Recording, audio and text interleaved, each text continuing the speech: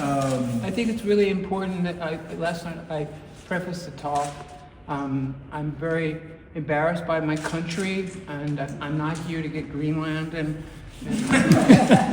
I think my president is a real fucking idiot, and I'm really quite worried about my country, so I apologize. Velkommen til Louisiana. Vi er her i dag, fordi vi skal til pressevisning med Robert Lungo, amerikansk kunstner, der arbejder med store sort-hvide billeder. Meget fotorealistisk, men malet op med kul, som han har brugt lige siden 70'erne, hvor han kom frem. Og det er meget nutidige værker. Det sidste værk er lavet her i år og reagerer stærkt på blandt andet USA anno 2025. Godmorgen og velkommen til. Dejligt at se mange af jer.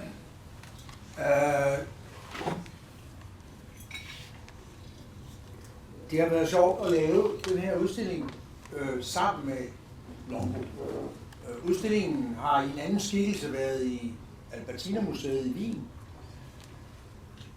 Her på Louisiana er den ret forandret. Der er langt færre meget store billeder, og langt flere mindre billeder og ældre billeder. Og det er bevidst, at vi har ville give både oplevelsen af udstillingen af Roberts værk, en form for dybdeskarphed, men også en variation i oplevelsen. Men også fordi vi synes, at der skulle nogle andre billeder med. Og det har været sjovt, vi har stået hver vores dukkehus, eller med det. Louisianas vestfløj 1-20, han i New York og jeg i Humlebæk, og så har vi skypet og peget ned i modellen og flyttet på de små billeder til den var der til sidst. Og jeg skal sige, at det der med at være der, det er en udmærket ting, fordi nogle af billederne vejer 450 kilo. Og så det der med lige at lidt op til højre, og nej, prøv lige at bytte de to om. Det er komplet no-go. Der er et lille billede et sted, hvor man ser, tænker man, dyrs stikværk, melankoli fra 1514. Det er et mystisk, enigmatisk billede, som selvfølgelig Robert Lungo har tegnet, og det er lidt større end dyrs original, som skildrer sådan en mærkelig, uudtømmelig blanding af appetit på viden, på at se og fastholde noget, og så det modsatte. En form for næsten desperation over, at tingene ikke hænger perfekt sammen. Værket har også kastet en anden sten af sig. Det er den spejlblanke metalskulptur af stenen i Dyres lille værk, eller i Lungos værk, efter Dyre, som er i rummet, der følger. Og den fornemmelse af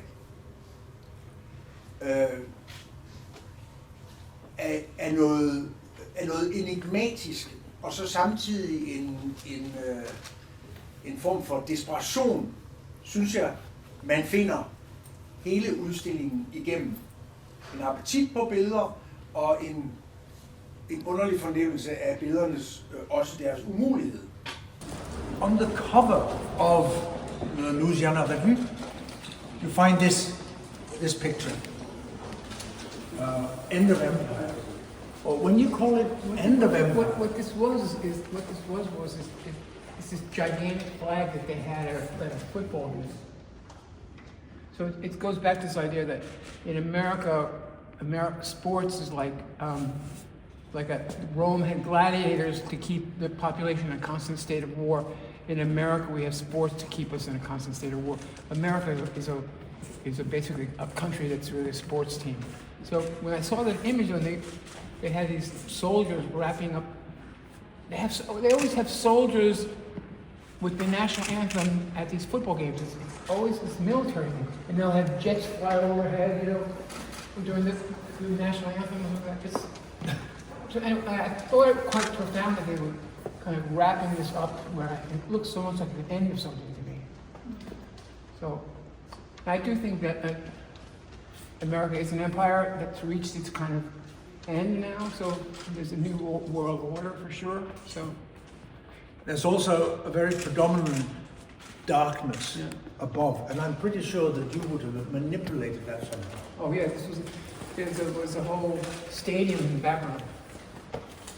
They're gone. Yeah, they're gone. But so that, what you just said, is also what I was, with less success, trying to relay when we were in the cafe about in Civil War, Yeah.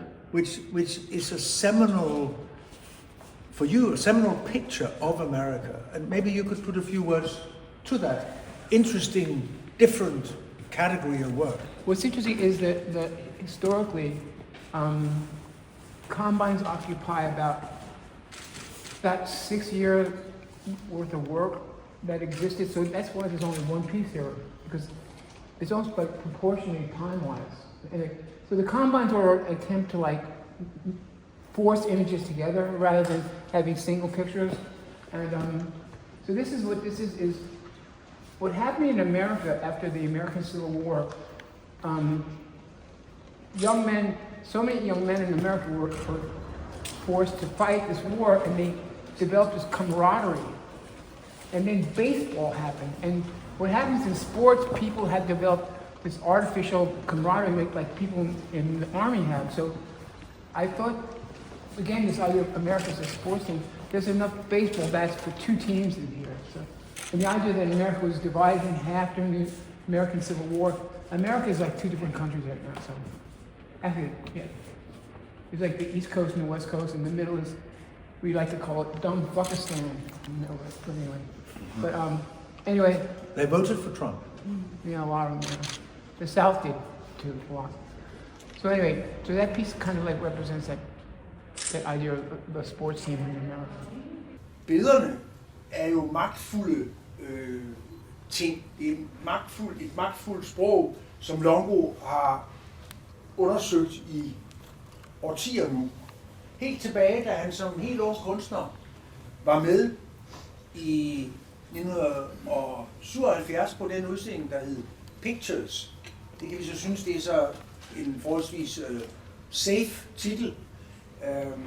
Billeder. Men et kors, der større. Altså, det blev den udstilling og de kunstnere, blandt andet Robert Lungo, som afledte udtrykket The Picture Generation. Og det var ovenpå minimalisme og performative strategier og en masse ting, som ikke udenbart kastede mange billeder af sig.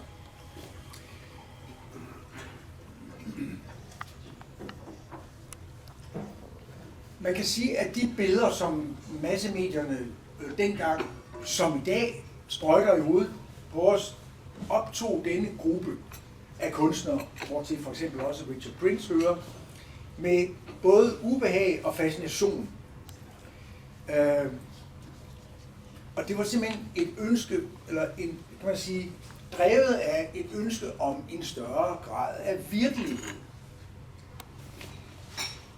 Og ikke altså en kamp mod en form for fremmedgørelse med de billeder, som pressen og medierne sendte ud over os, som drev disse kunstnere. Det er selvfølgelig også et ubehag helt fundamentalt ved den måde, at magthavere kan bruge billeder på. Og jeg har fundet ud af, at nu har jeg også lavet en udstilling med Prince for nogle år tilbage, at det første, som de der herrer og damer, de gør om morgenen, det er at lige at skandere ned over New York Times. Ikke? Og vi kan jo se hos Lungo, hvordan de der billeder fæstner sig, sætter noget i gang. Man kan sige, og det sagde Richard, da han var i Louisiana, Robert, da han var i Louisiana live i aftes.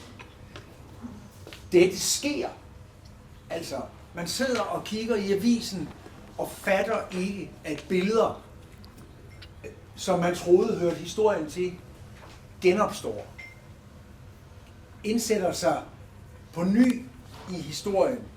Og den pendulering mellem noget historisk og så det absolut samtidige, dette med at ville være næsten på forkant med samtiden, det er en stærk drift i Longos kunst.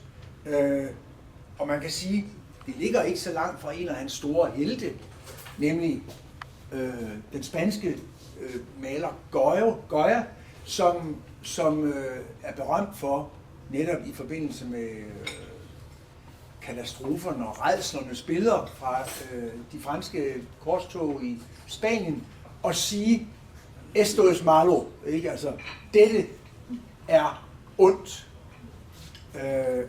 Og det er som om, at denne kontakt til de billeder, der er omkring os, bliver ved med at udløse konfrontationer og bearbejdelser af virkeligheden, at nå tættere på virkeligheden simpelthen.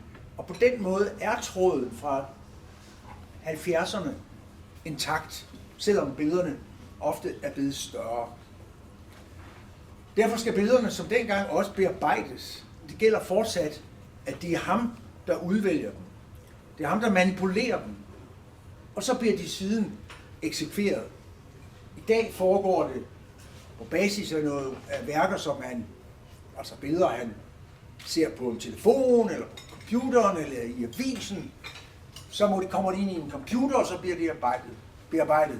I gamle dage, fortalte han mig, så klippede han billederne op, satte dem sammen igen, kørte dem igennem faxmaskinen, og så kom de ud og repræsenterede så, kan man sige, et nyt greb om det virkelige.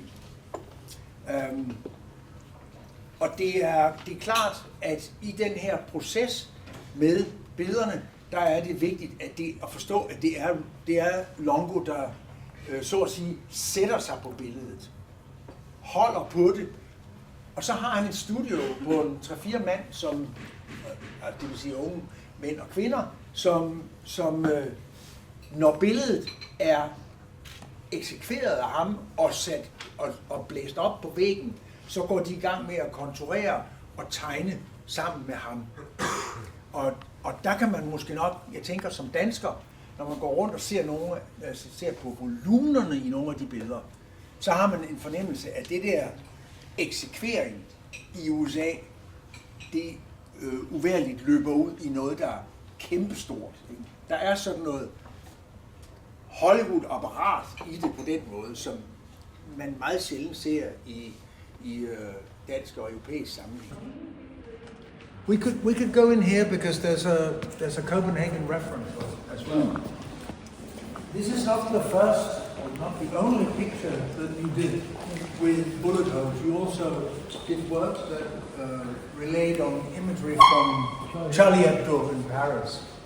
But this, just for the press, this is actually Krudtønden in Copenhagen. And the first incident that was then followed up with the killing of a young man outside the synagogue in Copenhagen. And I was saying, you know, there's the fascination and the horror of imagery that you often describe. And I will confess, as someone who works with imagery, that I feel the same. I feel completely excited, elated about this as a visual field, and of course horrified by what it represents. It's a really relationship with Pollock. There's a, You know, Yeah. it's really weird. It's kind of like abstract art. You know, yeah, it looks like it's really- Abex I in know, some it's way. really weird. Yeah. But would you have this? You would have seen in the newspaper. Yeah. Yeah. I mean, I remember we talked about this last night. America used to export movies. Now we export mass shootings. So I used to think that when somebody went crazy in Europe, they would go to their room, close the blinds, and hang themselves. In America, when somebody goes crazy, they go to their room and open the window and start shooting people in the streets. And that's, you know, this is all American. Yeah, but we could say that Europe has also become diversified. And I don't think we need to romanticize Europe too much. It may feel like a good place to be just now, but you know, we're not beyond anyone. No, you guys have been killing each other for centuries now. I know. Yeah. I mean, the idea that you have your own sports problems. I mean, with the football games and people beating up. Oh, hooliganism. Yeah, sure. That's a whole different thing. Yeah, anyway. I mean, when I heard about this, the whole idea that this man went after the artist was really important to me. That Charlie Hebdo, somebody went after an artist. And I thought that was really kind of forced me to have to do it. That was really important.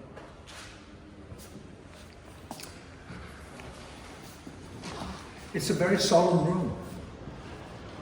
Yeah. I mean, there's a kind of level. Sometimes the work gets me really depressed. Working sometimes I think about those guys. Did they actually make it? Did they make it to where they're going? I mean, what's really I found really beautiful is that the guy on the far left, there's a little bit of sunlight on him, and it kind of gives me a bit like this hopeful image there. Well, it's a little bit like the guy in the Sherry Cook painting, who's like waving to another ship. That's one I say. The idea of how you make beautiful things out of really horrible situations is really interesting. I mean, I always wondered what happened to these guys. Like the Americans are the guys with the white thing wrapped around his head and the other one in the middle. And these guys are being taken out of, where is it? Kandahar. They're basically being taken someplace to be like tortured. I mean, To unknown destination. it's a bit like the burghers of Calais, Yeah. It is. This is the idea of the, we talked about this yesterday, is the idea of ancient architecture, of ideas of images that repeat themselves. And I think it's really important that you find them in contemporary art as well. So. Yeah, but you may have been down there already. I think you have. But there's an image from a student riot at a university 2025. Yeah. In Alabama or Florida, and you see the police attacking pro-Gaza students, and that also, if you have a sort of a bank of images in your head, it looks like Jacques Louis David's The Rape of the Sabines, but also, as you just said, it looks like a relief on a temple or something. Reproducer, burghers of Calais. Yeah. There's no such things as new ideas. So it's basically, it's just always how you're doing. Yeah. So you say new pictures rather than new ideas. It's like the idea that there's no such thing as new ideas, it's just form change. Like the hand is a spoon, musical instruments or voice. It's the idea of form changes. We're going off the mark from the clue here, sorry. Det er vigtigt at forstå selvfølgelig, at den manipulation er en form for DNA inde i billederne. Man kan tænke på billedet, som er det første, man ser, hvis man sådan lidt regelret ankommer fra butikken og kommer ind i udstillingen, så ser man det der The Haunting, som er et meget effektivt billede af 2 fly og en sort masse i midten.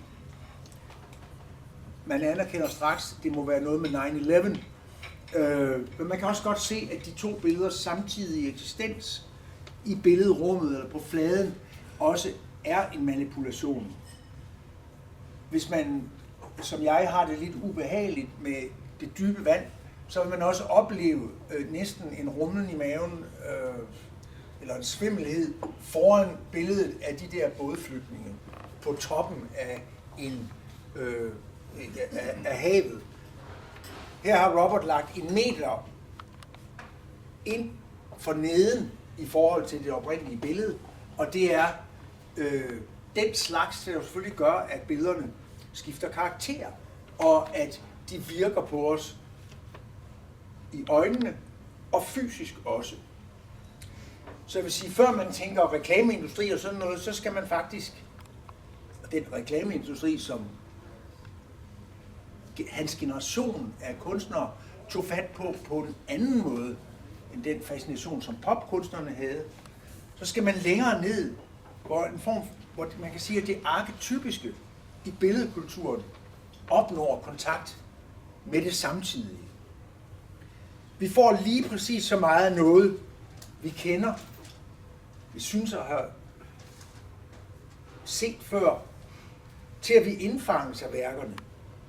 Men på den anden side er erkendelsen af, at dette ikke er foto, der fornemmer man også, at tæt på i Lungos værker, der råder der en slags tvivl, altså en uro, en form for, ja, han kalder det selv atmosfære. Så altså, efter at det monumentale etableres, så løber der noget atmosfærisk eller flygtigt ind i det. Og jeg tror, at det har jo helt klart også noget med håndværket at gøre. Det har noget med det der kul at gøre. Altså at kuls ånde inde i billedet skaber en form for flygtighed, som modsiger eller spiller op imod den meget monumentale, næsten filmiske effekt, som billederne kan have. Og vi må erindre os, at kul er, og der er en vis sådan en form for erkendelsesmæssig synaps der, at kul er træ, der er brændt. Ikke? Og når man ligesom kobler det der til det, der foregår i nogle af Lungos værker, så er der sådan også et lille ubehag på den måde der. Jeg har i min lille artikel kort nævnt, hvordan en amerikansk billedteoretiker, W.T. Mitchell, arbejder med henholdsvis pictures og images. Og det nævner jeg her, ikke for at blære mig med, at jeg har læst en bog, men fordi hans pictures, de refererer til billeder, der har en fysik, hvorimod images er mentale billeder. Det er immaterielle billeder, der flyver rundt.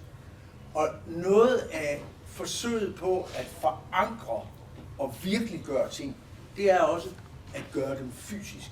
Og det er jo det, der blandt andet sker, når man går tæt på. Al kunst er lidt underligt, hvis man stikker næsen helt op i det, ikke? Men altså, her er der en sådan, næsten sådan transformerende effekt. To get into Europe, is Estonia what is it? Serbia. No, Serbia. So Serbia. It says Belgrade. Then I was moved by these young girls here, like they're waiting for their future, you know. But then I realized as I'm doing it, this is the Chanel logo here. There's a Burberry over here, and there's a Nike hat over there, and there's a Giza. So they're basically waiting to go shopping. I mean, I thought it was so bizarre because this is the great propaganda. I always wonder what happened to these people. And apparently they're super, super hot, so that's why they're underneath the camera.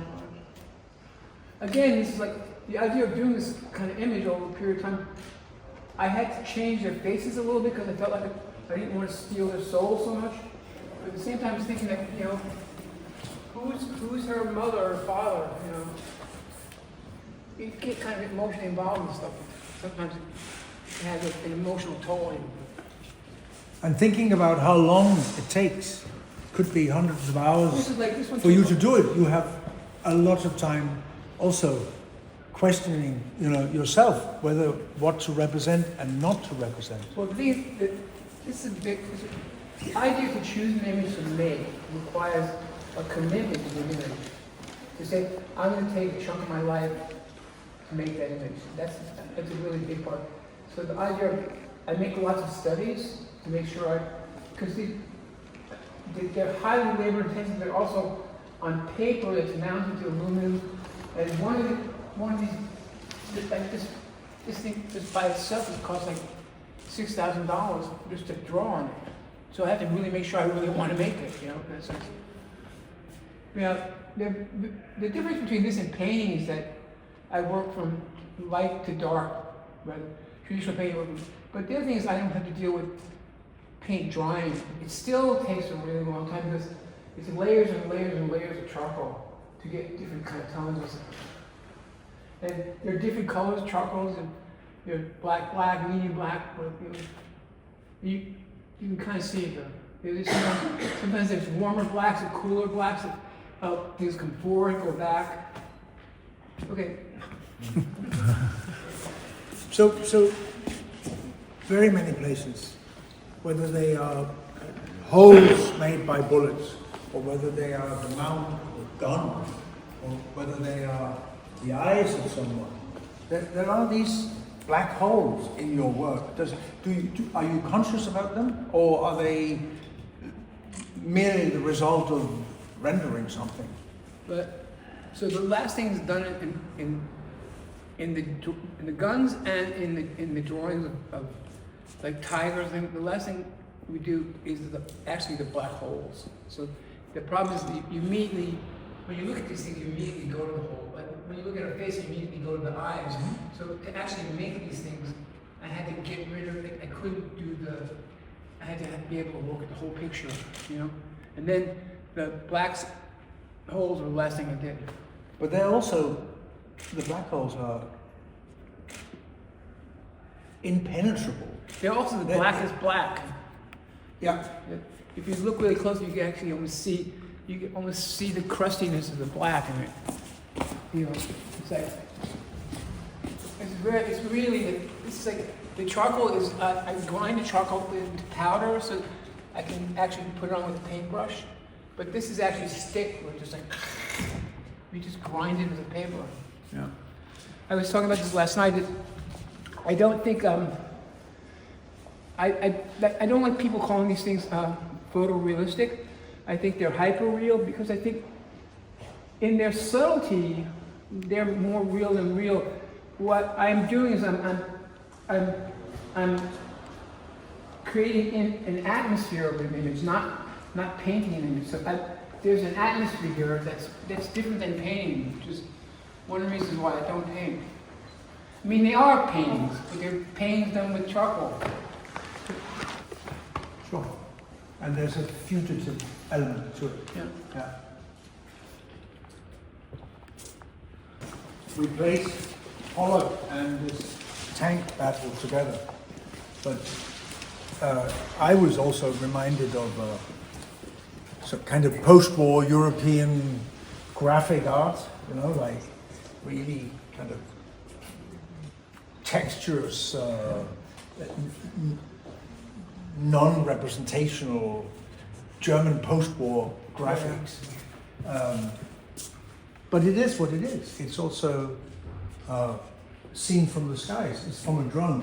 But when I saw this picture in the newspaper, I thought it was an abstract painting.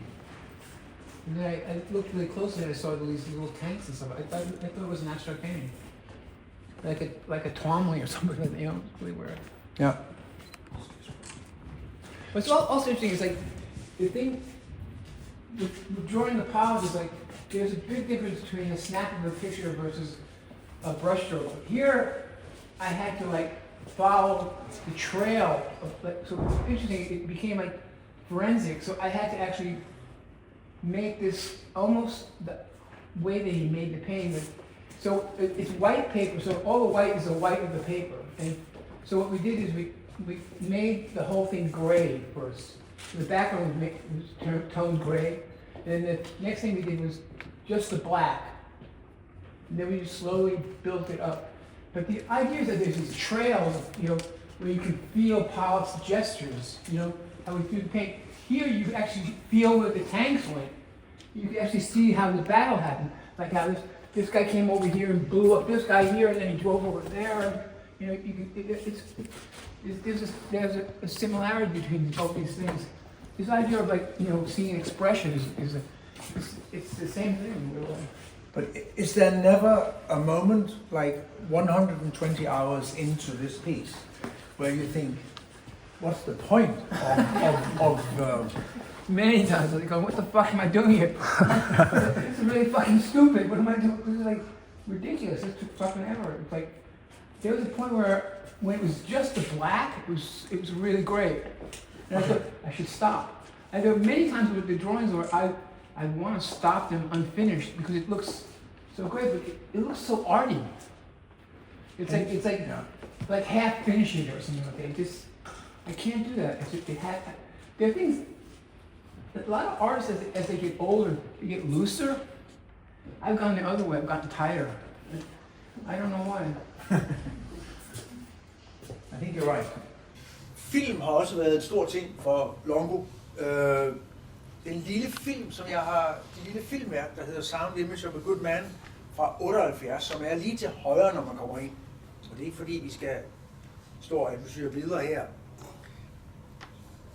Det hænger meget på en film af Rainer Werner Fassbinder fra midten af 70'erne, altså nogle år inden, som viser altså The American Soldier.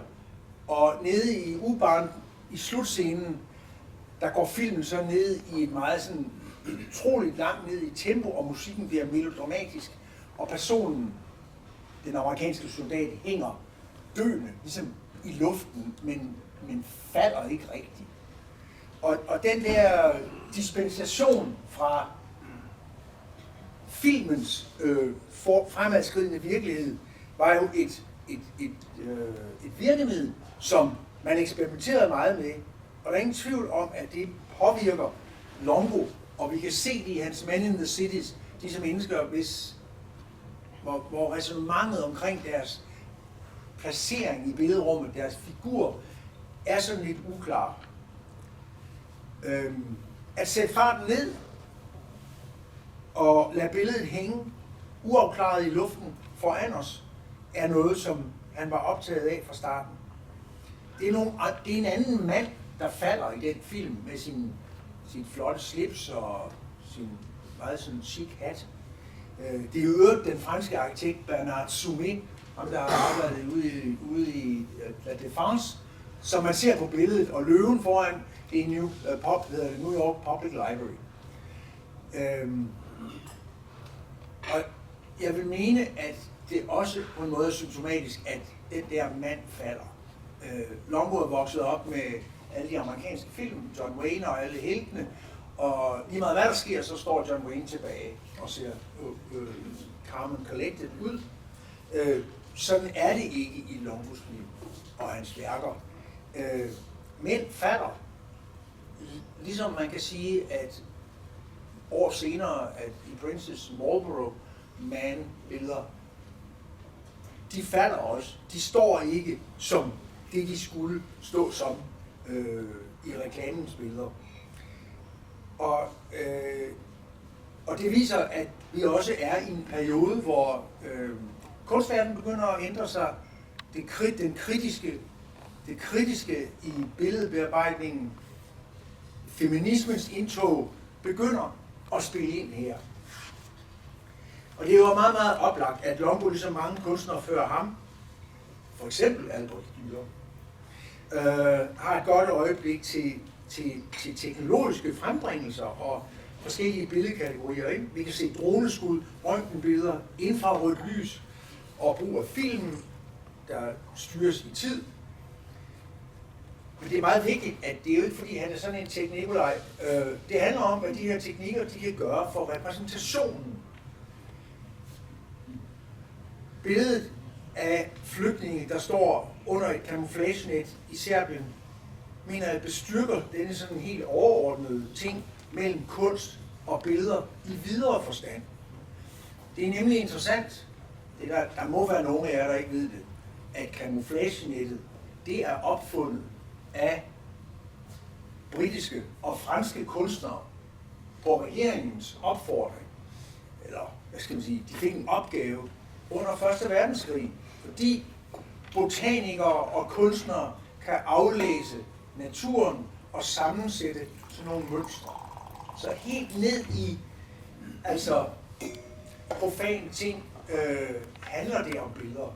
Og jeg synes, at det er virkelig interessant, at han også har været åbenlyst fascineret af, hvad denne moiré, denne flygtighed, denne mærkelige ånde i billedet også kan i sammenhæng med noget, der berører ham som civilperson. But I mean, standing in front of the wall in Jerusalem, I mean, speaking about the cross of charcoal, that is a complete atlas to me, of anything you can do with a piece of charcoal. I mean, you can grind it, you can rub it in, you can almost like blow it like a veil over.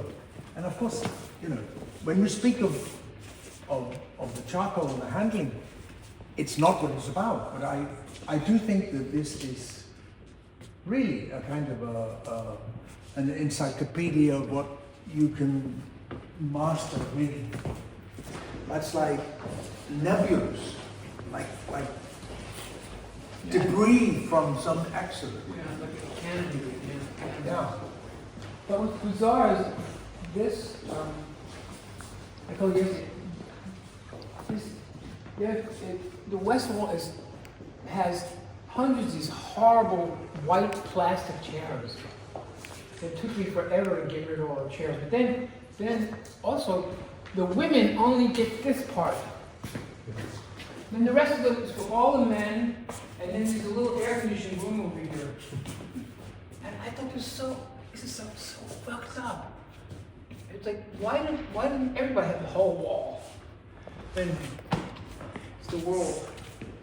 You have a, I think, a particular eye and then an ear also in thinking about the role that women are given in the world. When we have been talking about, We've met my wife, so I'm hyper aware that in America, white men are terrified that we're losing power. So the main goal of what's happened this last couple of years is an attempt to basically crush women, crush their rights, make them go back to baby making, you know, don't let them go to school. It's the thing is, because men figured out in the cave that they only need one of us. Like women you just need one of us to have sex with to make a baby. Otherwise, they could be eating us. You know, get rid of all of men. But men are just terrified that we're becoming obsolete. And so, and when I went to see the West Wall, and I saw that, it was so intense that there were far more women here than the men. There were all these men scattered off, rocking back and forth. But there were tons of women over here. And it was really, really hot too. And these guys would get to go to this air conditioning room. but is it not also like the learning curve of your own artistic career that, you know,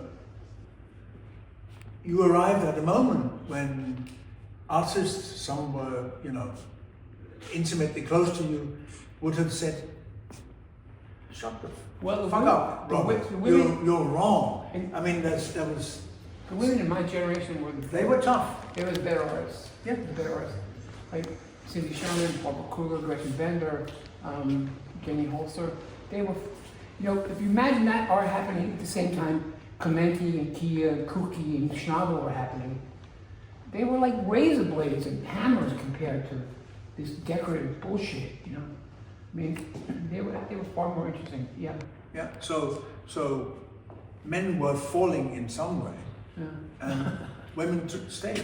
Well, the thing is I grew up during this time of Reagan, and my generation, with this idea of working this thing called picture generation, there was this, like, all that horrible painting, that expressionist painting was about what art was, and I thought the artist that I was hanging around with was art that was about what art could be, and that was a really big difference. And it was almost like in that period of time in the 80s to me that I wouldn't even talk to you as you were an expressionist painter.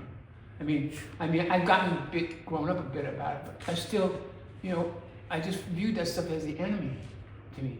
It just seemed excessively self-indulgent and male-oriented bullshit.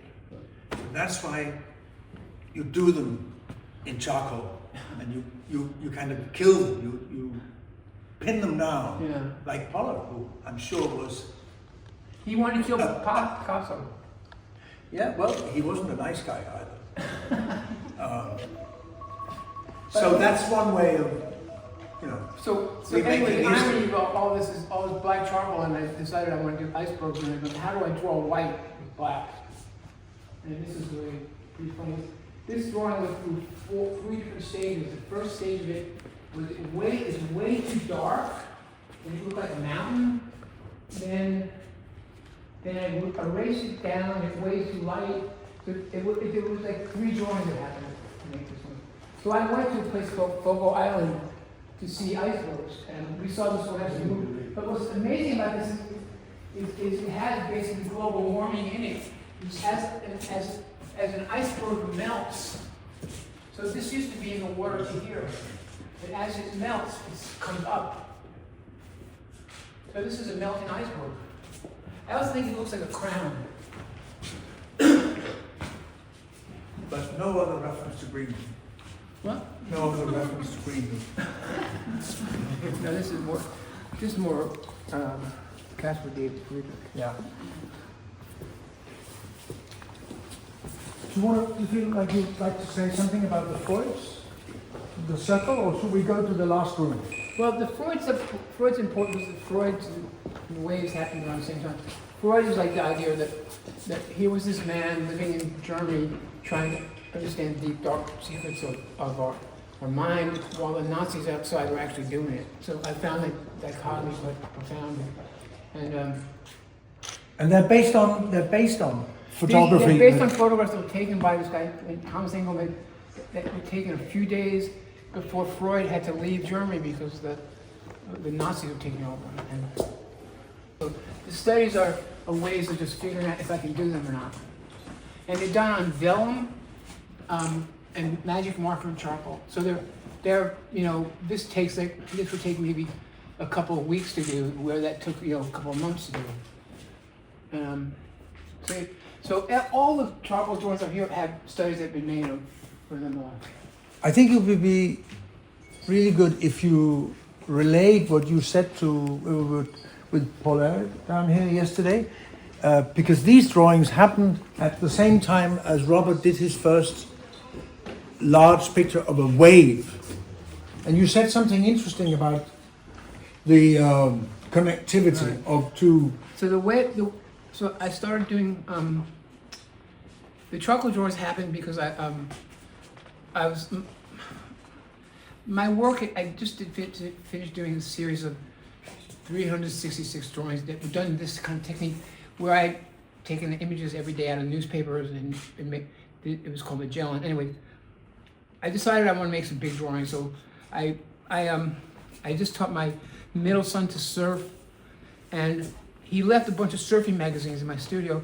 It was during Christmas time, and I wanted to get out of the house because the kids were home and driving me crazy. And I thought, well, I have some paper that I had done Men in City drawings on. I want to draw something, and maybe I'm going to draw a wave. So I started working on this wave, and then I decided to make these drawings.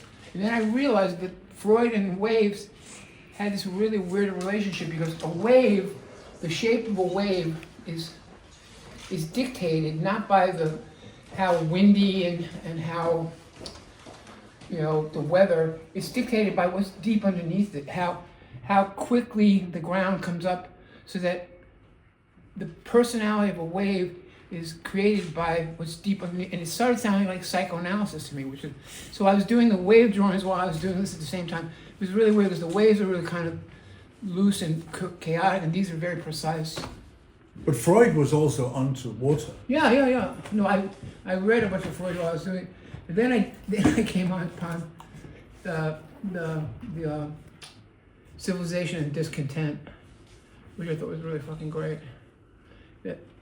The whole idea of like realizing how we're all quite civilized, how we're not killing our neighbors and not fucking our sisters, and we all made this kind of understand. Let's all behave, I think it was kind of great. But now we're going backwards a little bit. Anyway. Can I ask a question? Why vellum for the studies? I was doing on Lightbox. Okay. But also what's great about the vellum is the vellum goes through the paper bounces off the light behind it, so they have a luminosity that I could never have in the drawings. I actually tried to do really big vellum, but it didn't work.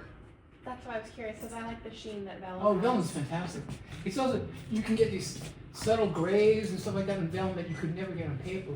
Because I use a kind of paper that has just enough grain to them where it almost looks like a photograph, because I think we're so used to seeing photographs that I want to trick you. I want you to think maybe they are photographs. And then I want you to get close enough to them and you realize they're not. And that's really important. From here, it was one way. Once you cross the boundary and you start to see it, it's all quite abstract, you know? You have to see it.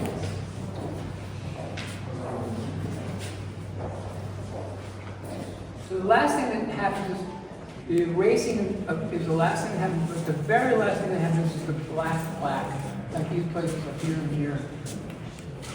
That their last thing happens, super black. But it's really quite abstract when you get close to it. This is not a photograph. You're treating them a bit like, I mean, when you title them, they're a bit like as if they were characters. Yeah. Like they have different titles. How many Waves? How many waves did you I do? think the big ones maybe like 20. Big ones. That's it. But you know, what was really funny, when I first made them, I didn't sell any of them. Actually, Keanu Reeves bought my first, I made a movie with Keanu, and he came to my show and nobody bought anything. He bought the first wave. He bought this really great wave. He has it hanging in his house, it's really great. That was his first main character film, wasn't it? But it was great that he bought it for nothing, you know. Now it's worth, you know, a lot of money. I felt really glad. I really appreciate it. Kunsten og magthaverne. Vi ved jo, at folkets ansigt, det er et problem i Iran og mange andre steder. Det religiøse billedforbud og en helt anden billedkultur overhovedet giver i billedet af Mahsa Amini, det er det, der er i det lille rum til allersidst i udstillingen, en uheldig cocktail af undertrykkelse og en anderledes billedkultur. Det vi ser, det er billedet af talrige mennesker i en demonstration, som bærer billedet af den unge kvinde, som det religiøse politi har barbarisk slået ihjel, fordi hendes slør ikke sad, eller hendes, ikke sad korrekt monteret. Og hvad sker der, når man undertrykker billeder? Ja, der sker det, at det leder til nye billeder. Det leder til nye billeder, som bliver politiske.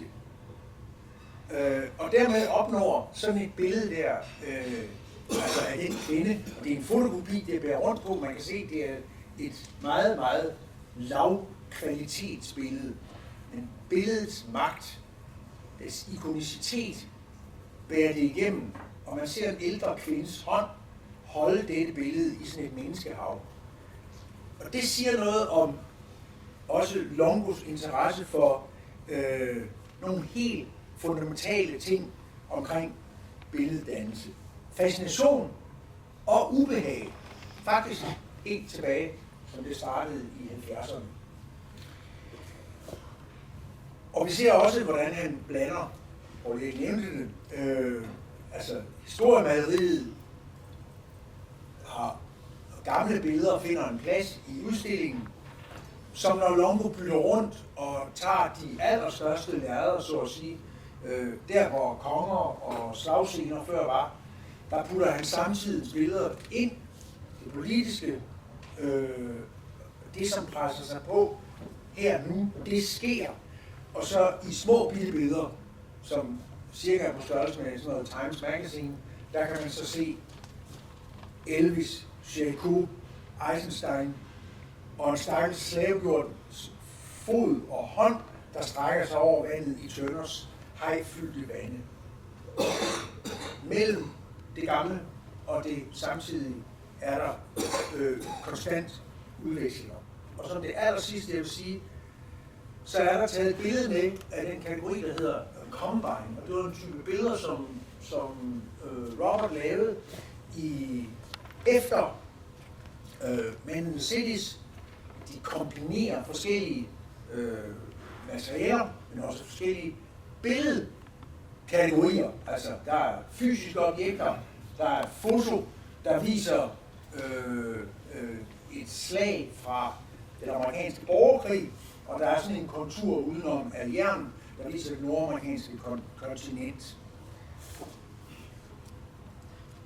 I Longos egne ord en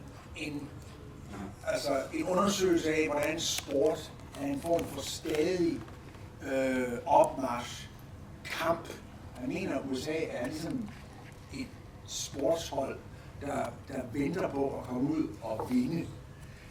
Men i det billede kom jeg til at tænke på, at det mindede mig om en kunstner, som Louisiana har vist inden for de senere år, nemlig Arthur Jafer, hvor et historisk materiale, en bearbejdelse af fotografi og filmens koder mødes i et helt nyt udtryk.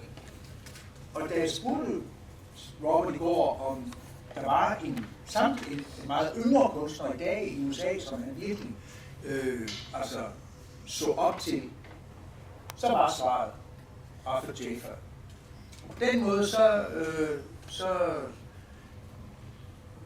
vi har stoppet her og har trukket Lungo og en ny generation frem i forhold til det historiske også, men også i forhold til noget af det, vi interesserer os for heroppe. Hvordan billeder efter billeder kan produceres på ny og sige noget om tingens tilstand og om virkeligheden. Tak.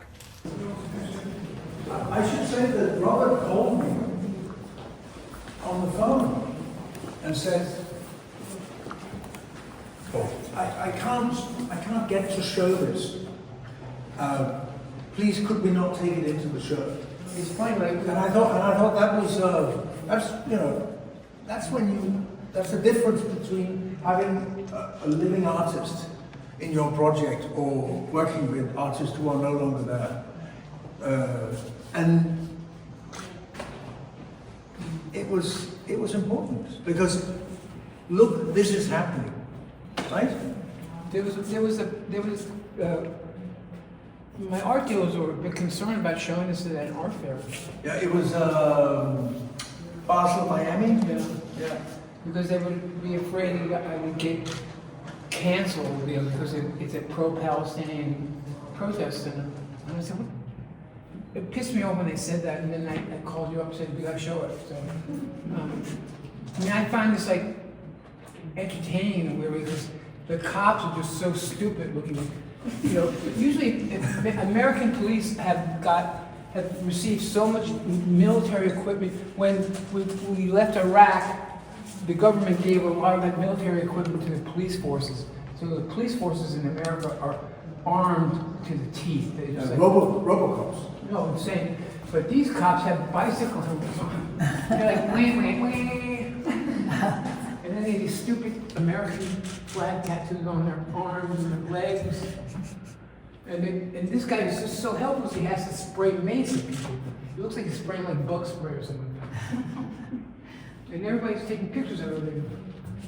There's phones everywhere, inevitably. But this woman here is just this little blonde girl screaming. You know? And behind her is a Yeah, he's feeling the pain. yeah. And this guy, he's just tackling this guy. Of course, he's wearing Adidas sneakers. Yeah, it's really, I found it looked like a classic painting, like a classic frieze to me. When I saw this picture. So I did change some of the posters. I wanted to be a little bit more open-ended. But yeah, I really like this one. Good. So this gets us to the now. This is the ship we're in just now, and so it's a long journey from late 70s till today. Yeah. So Robert, thank you. One more. Yeah, oh, good. No, this is the best one on the whole show. This is the best drawing. It's also the saddest drawing. It's also a really great hero, Mahsamini. He was killed by the Iranian Secret Service because she wouldn't wear a headscarf. But what's spectacular about this is that it's an older woman's hand who's holding this like computer printout where they beautified her. She was actually quite beautiful to begin with, but they made her like they smoothed out her hand, they smoothed out her face. But this older one's hand, with the skin cracking and cuticles and things. Also, you can see women here have their hair down. This drawing took really. This was to make this so great was the most important thing. Actually, more important than her, because the idea that it was an older woman holding this picture, I kept thinking what this older woman had seen in her life. So she decided to come out in the street, risk her life to protest. So this one I really love this drawing. And this room is like a little chapel over here. And then at the end, as you leave, we get a glimpse of another iconic figure, which is coming to us through a Rembrandt. Yeah, it's Rembrandt, head of Christ coming through an X-ray, It's image that you ordered from the museum. Okay, Robert, thank you very much. Thank you very much.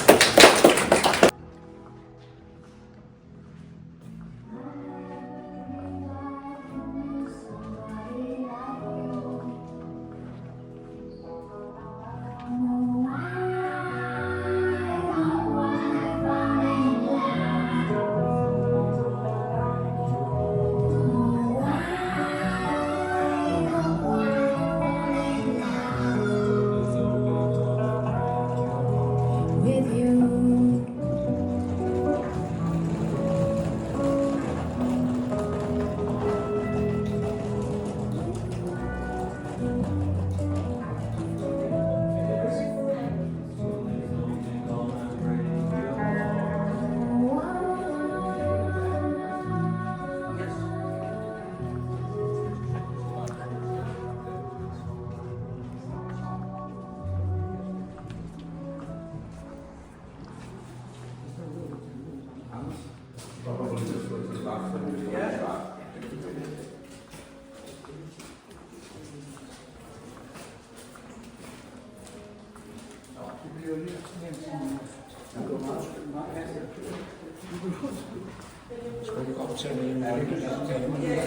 Hvad siger du?